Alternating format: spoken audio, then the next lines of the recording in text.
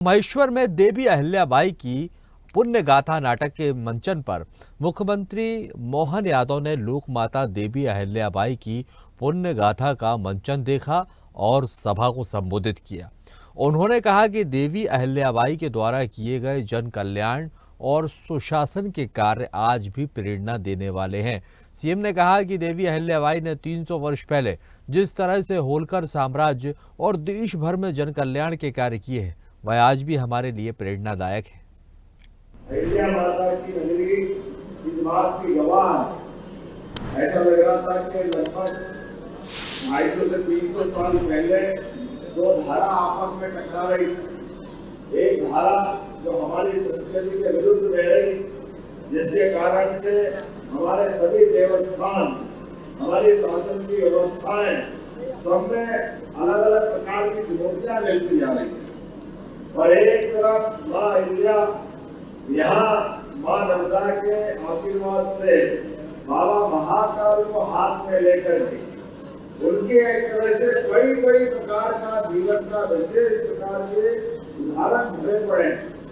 पूरे मालवा से पूरे देश के सनातन धर्मियों के हृदय में एक विशेष स्थान और अपने होलकर साम्राज्य के बाहर जाकर के सांस्कृतिक रूप से फैले हुए हमारे पूरे भारत के अंदर कौन सा स्थान है जहाँ अहिल्या माता के अपने दिए गए गांवों से कोई पहचान के उनके घर के भाव के कोई न कोई उदाहरण जरूर भरे पड़े।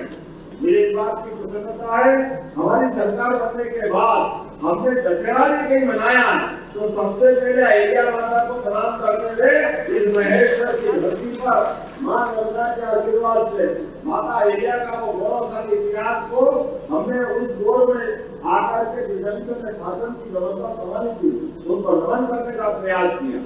पिछले समय हमने कैबिनेट करके सरकार की मनोभावना अहिल्या माता के सुशासन से प्रेरणा लेने का संकल्प दोहराया था।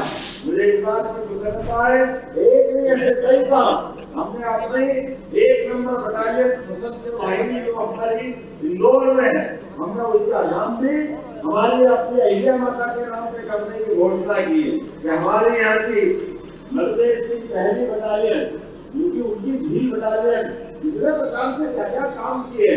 आज के इस अवसर पर मैं पुनः आप सबका वंदन करता हूँ, अभिनंदन करता हूँ। मेरे साथ बोलिए अहिल्या महारानी की। लेटेस्ट खबरों के लिए लाइक, फॉलो और यूट्यूब पर सब्सक्राइब करें, बेल आइकन दबाएं, साथ ही विजिट करें swedishlive.com पर।